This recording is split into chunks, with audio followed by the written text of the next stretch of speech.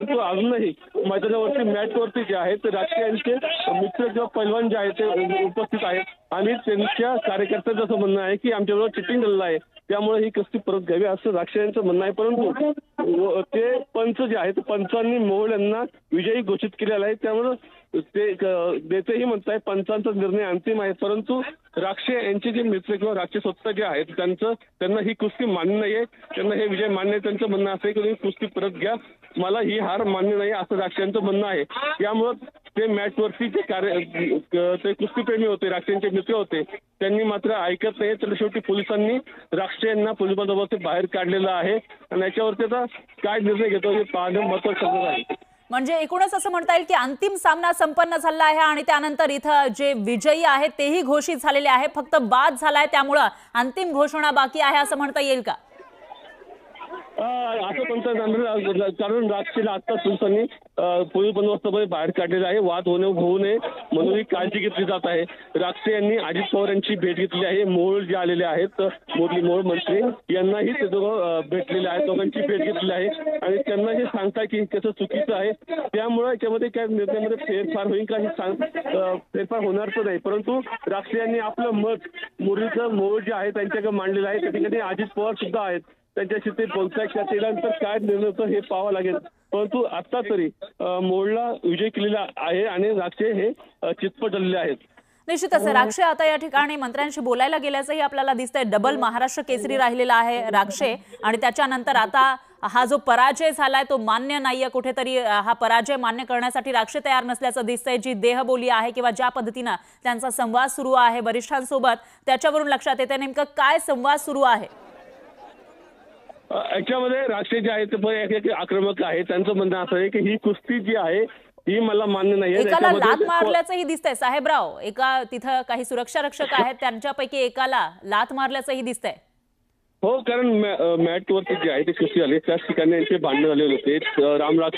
राक्षे यांच्या सोबत आलेले त्यांचे मित्र जे होते ते पैलवान होते, त्यांच्यामध्ये आणि पोलिसांमध्ये आणि स्थानिक जे कार्यकर्ते रेफरी जे होते त्यांनी हा निर्णय घेतला. त्यांचं रेफरीचं असं म्हणणं होतं की तुम्ही ही थर्ड अंपायर मध्ये बघा, रेफरी ऑनलाईन बघा असं त्यांचं म्हणणं होतं. परंतु एकदा निकाल दिल्यानंतर ते पाहणं उचित नाही असं त्यांचं म्हणणं होतं आणि त्यानंतर राक्षसांचे मित्र जे होते पैलवान त्यांनी सुरक्षा पोलीस प्रशासन आलं होतं, त्यांच्यावर थोडीशी बाचाबाच झाली आणि स्थानिक कार्यकर्ते पोलीस प्रशासनाने बाजूला करून पोलिसांनी राक्षसांच्या मित्रांना पैलवानांना राक्षसांना बाहेर दिलेलं आहे. निश्चितच साहेबराव एक प्रश्न उपस्थित होता, आता जी लाथ मारलेली आहे पंचांना त्याच्यावरून काही कारवाई होऊ शकते का आणि दुसरं म्हणजे प्रक्रिया नेमकी काय असते ऑब्जेक्शन घेण्याची? याच्यावरती कारवाई काय होतात ते संपल्यानंतर कळलं, त्याच्यामध्ये व्हिडिओ पाहून नंतर ती कारवाई केली जाईल. पण दुसरी साहेबराव थोडंसं थांबवते मी, दुसरी दृश्यही आपल्याकडे येत आहे त्याच्यामध्ये कुठेतरी एक निराश चेहरा घेऊन राक्षे परतताना दिसतोय.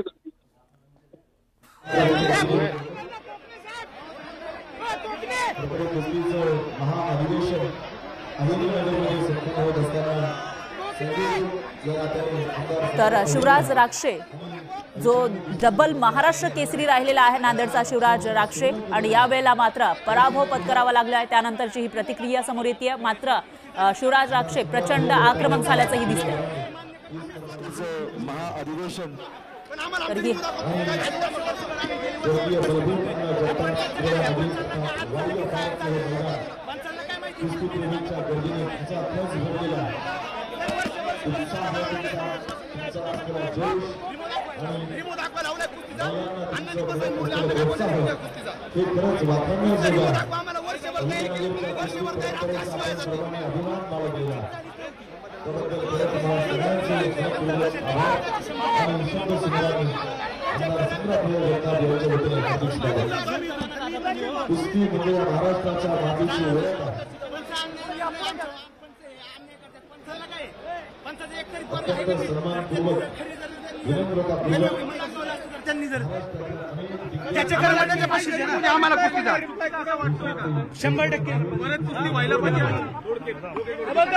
खाली खाली करा. ऐका 2 मिनिटं. हो हे बोलेल हे बोलतील. 2 मिनिटं. इथं न्याय देवताय न्याय देवताचं काय काम आहे? जर छाती टिकली असेल तर त्याला विजय द्या. ह्याची छाती टिकली असेल तर त्याला पाठ टिकली नाही, पाठ टिकली असेल तर विजय काय म्हणतोय, आम्ही बाहेर निघून जातो. बघा हे गाव अन्याय करू नका, त्याची पाठ टिकली असेल तर ह्याला आम्हाला आमच्या कुर्तीला आम्ही निघून जातो. अन्याय करू नका.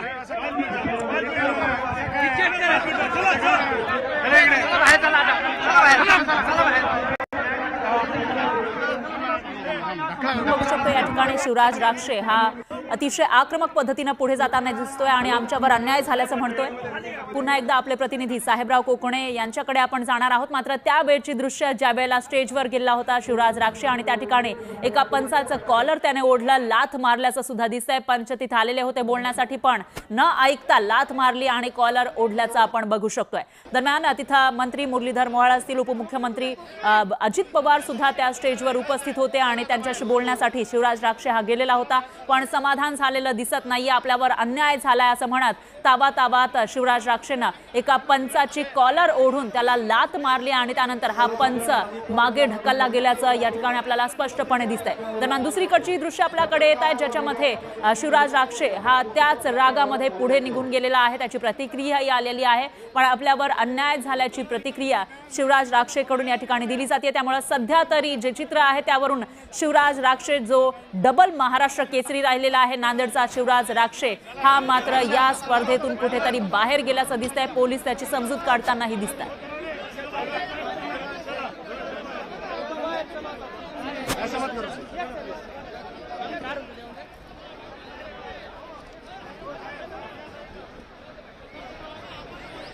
अहिल्यानगरमध्ये हा सगळा थरार पाहायला मिळालेला होता. उपांत्य फेरी गादीवरची फेरी सुरू होती, मात्र याच्यामध्ये पृथ्वीराज मोहोळ याला विजयी घोषित करण्यात आला आणि त्याच्यामुळे कुठेतरी त्याच्यावर आक्षेप घेतलेला आहे शिवराज राक्षेनं, कारण तो डबल महाराष्ट्र केसरी राहिलेला आहे. त्यामुळे आपल्यावर अन्याय झाल्याची भावना त्यानं व्यक्त केलेली आहे आणि आपल्याला हे मान्य नाहीये, ही हार मान्य नाहीये असं त्याचं म्हणणं आहे. पुन्हा एकदा सामना घ्यावा अशी मागणी केली होती, मात्र ही मागणी सध्या तरी मान्य होणार नाही असंच दिसतंय. कारण जे वरिष्ठ नेते इथं उपस्थित आहेत ही कुस्ती बघण्यासाठी त्यांच्याकडे सुद्धा शिवराज राक्षे गेलेला होता, त्यांच्यासोबत बोलण्याचा प्रयत्न केला, पण त्याच्यातूनही तोडगा निघालेला दिसत नाहीये, समाधान झालेलं दिसत नाहीये शिवराज राक्षेचं. आणि त्याच्यानंतर एक पंच जे त्याच्याशी बोलण्यासाठी आले होते त्यांची कॉलर ओढत शिवराज राक्षे यांना लाथ मारल्याचंही आपल्याला स्पष्टपणे दिसतंय. त्यामुळे आता या कृतीबद्दल काही कारवाई होणार का तेही बघावं लागणार आहे. तर दुसरीकडे त्याच रागामध्ये शिवराज राक्षे हा पुढे निघून गेलेला आहे. मीडियाशी बोलताना आपल्यावर अन्याय झाल्याची भावना त्यानं व्यक्त केली.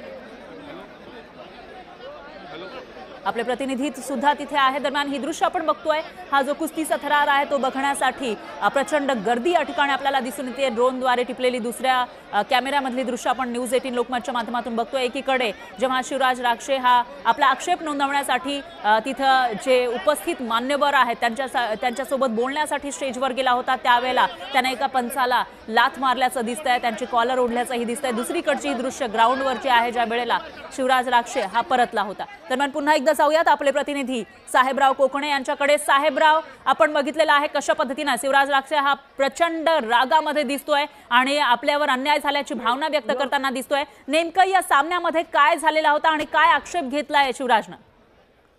शिवराजने ती कुस्ती झाली होती त्याच्यावरली गादीवरली, त्याच्यामध्ये ते चितपट केलं होतं असं बोललं गेलं होतं. परंतु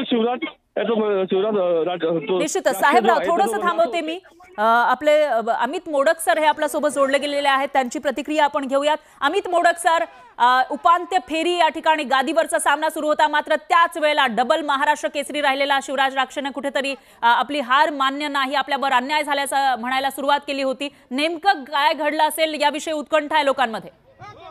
जे काय आपण दृश्यामध्ये बघतोय फरा की आपल्याला तिथे लाथ मारताना दिसते. सर्वात दुःखाची आणि वाईट गोष्ट अशी आहे की महाराष्ट्र केसरी ही महाराष्ट्रासाठी अत्यंत महत्वाची स्पर्धा आहे. या स्पर्धेला महाराष्ट्राभर जेवढे काही कुस्तीचे रसिक आहेत त्यांच्यासाठी ही खूप मानाची चुकीचा निर्णय दिला आणि रेफरी चुकीचे आहेत. एक मिनिट ऐका, तुम्ही पहिलं आहे ना रिप्ले बघा आणि जर आम्हाला हार मान्य आहे नेमकं काय घडलं प्रतिस्पर्ध्याचा आहे, जर जर प्रतिस्पर्ध्याने डाव केला असेल तर प्रतिस्पर्ध्याचे जर दोन्ही खांदे जर टेकले असेल तर कुस्ती फॉल होती.